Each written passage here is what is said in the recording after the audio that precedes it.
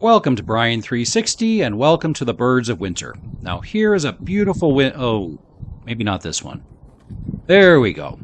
There is the beautiful red male Northern Cardinal. Now I don't want any hate mail from you sparrow lovers. There will be sparrows in this video, trust me. Northern Cardinals are found throughout southeastern Canada and the eastern United States. Now these birds, just like every other bird I'm going to show in this video, with the exception of the last one, stick it out through winter. They do not migrate, so they stick around in freezing winter, freezing temperatures. Not a nice environment, but these guys stick around. These are the winter birds of southern Ontario in Canada. Like most male birds, they get all the attention with their beautiful plumage and flashy colors. However, the female's no slouch either. And here is the female cardinal. Colors are kind of muted, rusty brownish color, but still a beautiful bird. Not as bright as the male counterpart, but still a beautiful cardinal. What you see in the feeder is what I offer the birds year-round. Black oil sunflower seeds, mixed seed including millet, white and red, and peanuts. The feeder you see here has just black oil sunflower seeds in it. It's a favorite of the cardinals because they can perch on that ledge, but I think if given the choice, they prefer to eat on the ground or on the flat feeder that we just saw. During the winter, I also sprinkle seed on the ground to help out the ground feeders who are not big fans of dangling from a suspended feeder. In addition to the birds, of course, that brings out plenty of squirrels. This guy here is struggling a little bit with a peanut. Cardinals don't have huge beaks like bluejays, so sometimes they have a tough time picking up a peanut, although this guy just succeeded. When I see cardinals in the trees out back, I am compelled to throw peanuts to them. I'll crush the end of a peanut to make it a little easier for them to pick up. Otherwise, the bluejays come in and they take all the peanuts, or the squirrels do if the cardinals aren't fast enough.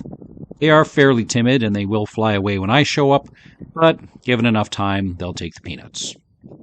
As stunning as they are in winter, the male cardinals will get even brighter after their springtime molt, just in time for courtship season. Males will battle to attract a mate, and they have been known to battle themselves with nice reflections, either in windows or car mirrors.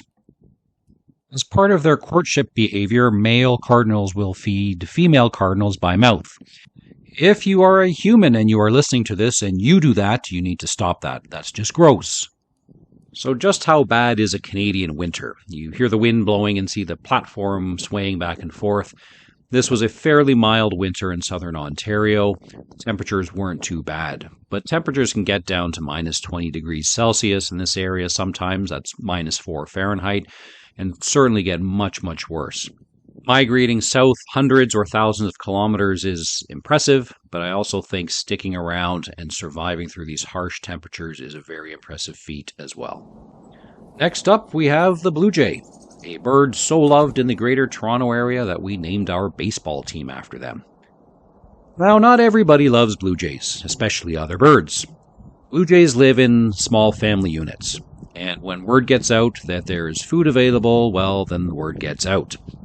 Imagine a large, hungry family showing up at an all-you-can-eat buffet, and they want to be first in line, and they don't really care if they're not overly polite.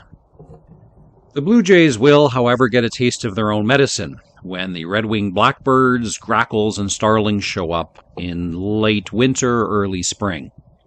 Peanuts are a favorite of the bluejays, but they will also eat huge amounts of black oil sunflower seeds. Sometimes when I put peanuts on my deck for the bluejays, I'll discover a small pile of sunflower seeds, presumably after a bluejay had filled up on sunflower seeds, decided to spit out a few, and make some room for some peanuts. If given a large selection of peanuts, bluejays can be quite choosy. They will pick up one, put it back, pick up another one, think, oh, that other one looks even better, pick that one up. If they choose just the right combination of peanuts, they can put one in their throat and then carry another one off in their beak. Bluejays have a very impressive array of calls and sounds that they can make, from ones that announce to the world that they are there, or they're calling out to tell other birds food is available. There's also one that sounds like R2-D2, the first time I heard it, I wasn't sure if I was about to be abducted by aliens, but it sounds like an electronic sound, very strange.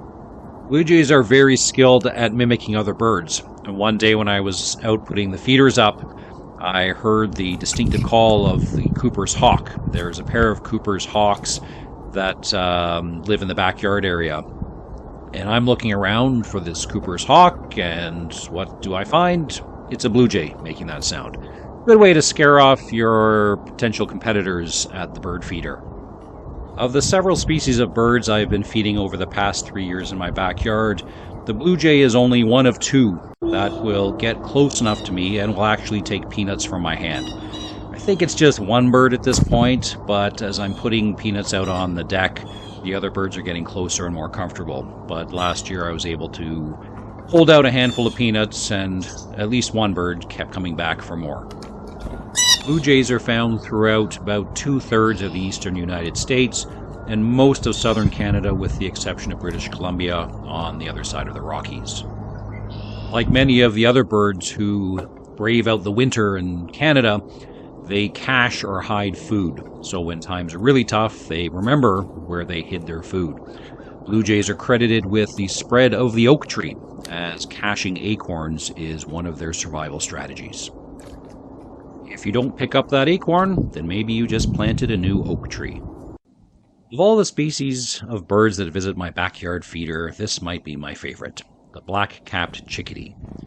And partly for this reason, that it will land on my hand and take sunflower seeds. These little guys weigh so little that you barely notice they land on your hand. A black-capped chickadee weighs about 10 grams or 1/3 of an ounce. I looked up online what else weighs 10 grams or 1/3 of an ounce, and what a time we're living in when there's a website that will tell you that. 10 grams is about 10 paper clips, or 2 nickels, Canadian or American. Of course, 2 American nickels are worth about 3 Canadian nickels.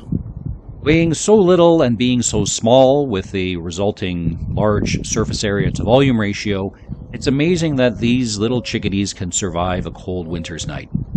They do so by lowering their body temperature up to 12 degrees Celsius or 53 degrees Fahrenheit. If I were to lower my body temperature by 12 degrees Celsius, I would be dead.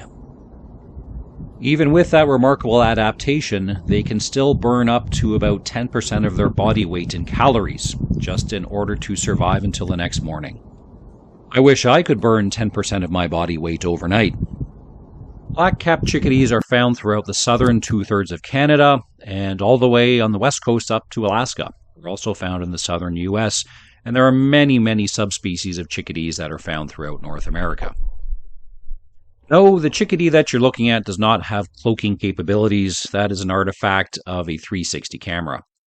This is maybe the last view of a caterpillar as a chickadee is descending to make it a meal.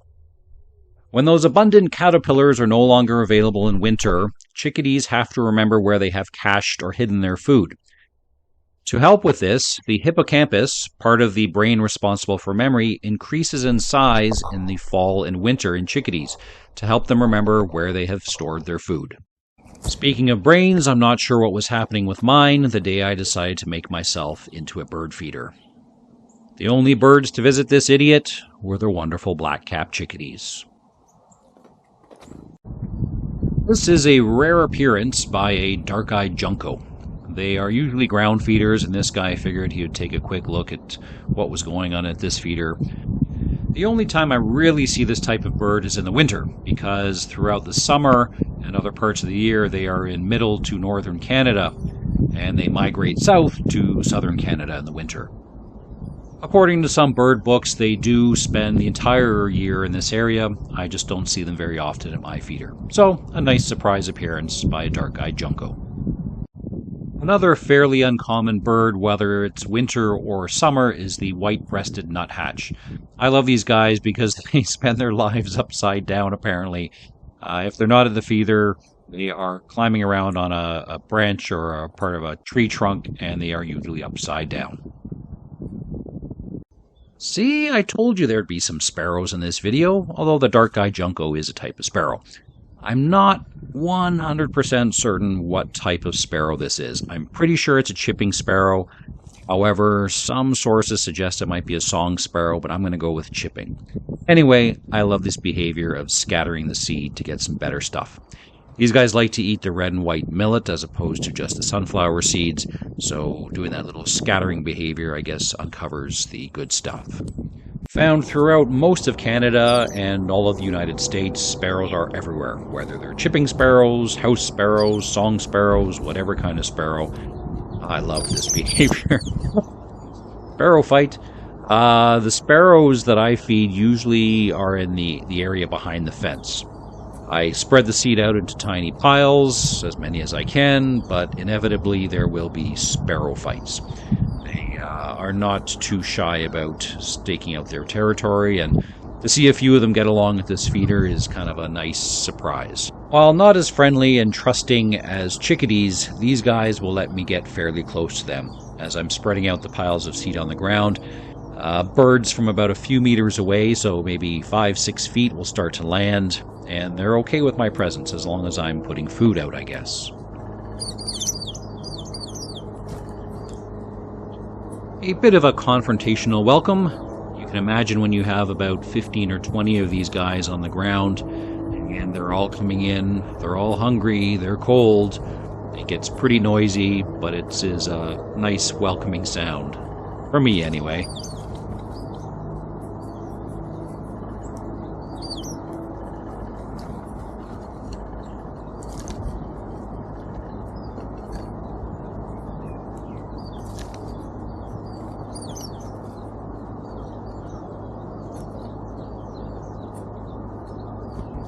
And there's my boy, a chickadee, joining the party. They don't stick around. They grab one seed and they're gone.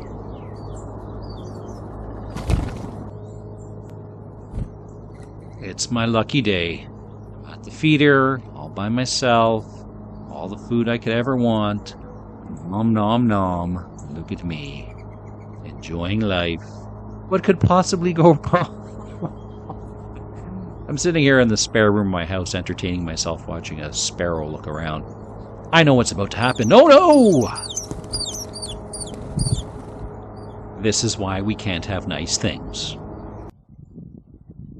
Our next bird is the American brown finch. Now, the American brown... nope. Sorry, read that wrong. That would be the American goldfinch. That is brown. No, this is the American goldfinch. In a month or two, this guy will be brilliant yellow. In fact, one might call him Goldfinch. When I was newer to the world of birding, I was very confused in winter. Well, more confused than normal, I guess. I could hear the very distinctive call of the American goldfinch, but I could never see one. I could never see one because they turn this drab brown color in winter. I plan on making a springtime version of this video, so hopefully there will be lots of goldfinches in that video, and they will look awesome. Interestingly, goldfinches are one of the few species to molt twice in 1 year, and it's the only species of finch to do that. American goldfinches are found throughout most of southern Canada and throughout the entire United States. As for what they like to eat, well, obviously this guy likes the shelled sunflower seeds. They will happily take the sunflower seeds with shells, but if someone's already done the work for you, why not? They also like thistle or Niger seed. I have not had much luck in my backyard. I've tried feeders with that, and they don't seem to come around for that, preferring the sunflower seeds. That being said, I've seen videos on YouTube with swarms of American goldfinches around a Niger seed feeder. Perhaps I need to get a better feeder. In this segment of the video, we have some interspecies harmony. On the left, we have a chipping sparrow, and we are about to be joined by a bird who should not be here. The beautiful reddish bird that just landed is a house finch. Back in the 1940s, house finches lived in the American West, until some guy got the bright idea to capture these birds and illegally try to sell them as Hollywood finches on the American East Coast. As law enforcement closed in, this guy figured it was a good idea to release the birds as opposed to being caught with them. So, now we have an introduced species on the East Coast that eventually merged with the West Coast version of this bird, and they've also spread to southern Canada as well. The introduced house finch is competing with the native purple finch, sometimes outcompeting them. Oddly enough, there is another bird competing in this mess, and that is the house sparrow itself, which was introduced from England. So it's a big mess. When will humans ever learn? Don't mess with Mother Nature. Other invasive bird species in Ontario include the mute swan, the rock pigeon, and the European starling, all brought intentionally to North America from Europe. It is March 1st, and I've seen my first European starling in my backyard. There will be many more to come. One of the most distinctive birds you'll see is this guy, the Downy Woodpecker. When he's not clinging to this sunflower seed feeder or the suet feeder coming up now, they can be found in the wild scaling the sides of trees, digging through bark looking for insects which make up the main part of their diet. And of course, there is the distinctive pounding on trees that they do with their beaks. That tapping sound that is so distinctive that I love to hear when I'm walking my dog in the woods. The Downy Woodpecker is the smallest of the woodpeckers, and on one occasion I was lucky enough to see a pileated woodpecker, the largest of the woodpeckers, while walking my dog in the woods. For those who are my generation, think woody woodpecker, and that's what a pileated woodpecker looks like. This one here at the feeder is a female, so it doesn't have that bright red patch on the back of its head like the one on the sunflower seed feeder did. But don't worry, you're about to see a male with a red patch on its head join this female shortly. The Downy Woodpecker is found throughout the southern half of Canada and almost all of the United States.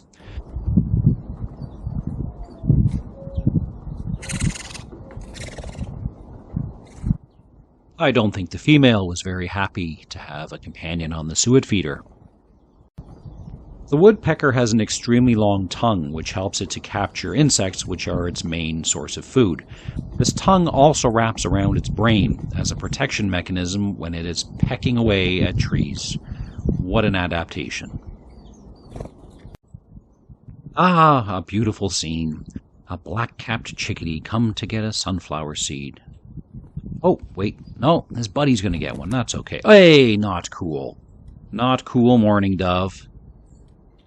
The Mourning Dove is the most common native dove species in North America, ranging from southern Canada to the entire United States. I should say, I've said the United States a few times here. That doesn't include Alaska and Hawaii. No offense, Alaska and Hawaii. Primarily ground feeders, these guys like to pick up the scattered seed on the ground under the feeders, as well as the seed that I scatter on the other side of the fence. I recently started putting the mixed bird seed into this flat feeder, and the doves seem to like this spot as well. Quite often there will be half a dozen or more of these birds perched in the pine tree behind the fence, and they see me come every day with birdseed. Yet every time I get close, they absolutely go nuts and take off. It sounds like they are screaming in terror as they make their escape. They're not screaming though, that sound is made by their wings. If you are not a fan of mourning doves, there is one book that suggests a way to avoid mourning doves in your backyard bird feeding area, and that is to avoid using seed with red or white millet. As mourning doves like this seed, they apparently cannot crack open sunflower seeds, so if you're feeding just a diet of sunflower seeds, you should be fine. However, there's another book that suggests that mourning doves love sunflower seeds, so I'm not so sure what advice to give you. This one appears to be absolutely loving these shelled sunflower seeds. Me, I like feeding all types of birds, and that includes grackles, yes, even the grackles. So, throw some seed on the ground. There are worse things in life than feeding mourning doves. Like for many plants and animals, we have several common names for the same species. So in the 1700s, Swedish biologist Carl Linnaeus wanted to come up with a classification system, the binomial nomenclature system, or taxonomy. In accordance with this naming system, the mourning dove is Zenaida macrura. That is, it's the Zenaida genus and the macrura species. To highlight the confusion with common names, the mourning dove is also known as the American mourning dove, the rain dove, the chewy bird, the Carolina pigeon, the Carolina turtle dove, or just plain turtle dove. So I guess you could say we now have one turtle dove. Or two turtle doves. That was a terrible joke. I have no pear tree, therefore no partridge, so why did I set up this stupid joke? I don't know. It's been a long day. Sorry for wasting your time and mine. And there go my viewers. The last bird of this video is a late winter bird, the red-winged blackbird. There were a handful in my backyard a couple weeks ago. Last night, February 29th, there were about 40. I've slowed this video down to 1/10 speed so you can actually see the red wing of the red-winged blackbird. Now, I think it's a little sexist and unfair that the name of this bird, the red-winged blackbird, applies only to males. Females have more brownish coloring and actually look like a large sparrow. When the weather starts to get cold, the red-winged blackbirds of southern Canada head south, either to the United States or even to Mexico. These guys showed up in a handful in the middle of February. They now number in the dozens at the end of February. And in a couple of weeks, they will probably number in the hundreds. The area behind my fence is full of cattails, and hundreds of these guys will fly over in a flock. They leave bright and early in the morning, and then in the evening they return to the same spot. I saw my first grackle in the feeder this morning, so in a couple of weeks it will be red-winged blackbird and grackle fest. Throw in some starlings, and the backyard will be very, very different. Red-winged blackbirds and grackles seem to eat every type of food that I offer the other birds, whether it's black oil sunflower seeds, red and white millet, peanuts, and especially suet cakes, which they can polish off in a day. For that reason, I bought the feeder that you see on the left. That cage allows in only chickadees, sparrows, and finches. At least those birds will get a meal in early spring when the hordes of red-winged blackbirds, grackles, and starlings come to visit. Apologies to the bluejays and cardinals who get kind of shut out. And that brings us to the end of the birds of winter, at least in my backyard. There were no crows featured in this video. There are crows in my backyard, but they just don't come to the feeder. They will eat peanuts from the ground. And thankfully, at least for this video anyway, there were no Cooper's hawks making appearances. That would have been a very different type of video. Thank you very much for watching. Please like, subscribe, sign up for notifications, share with your buddies, and above all, enjoy birding. Thanks very much, and take care.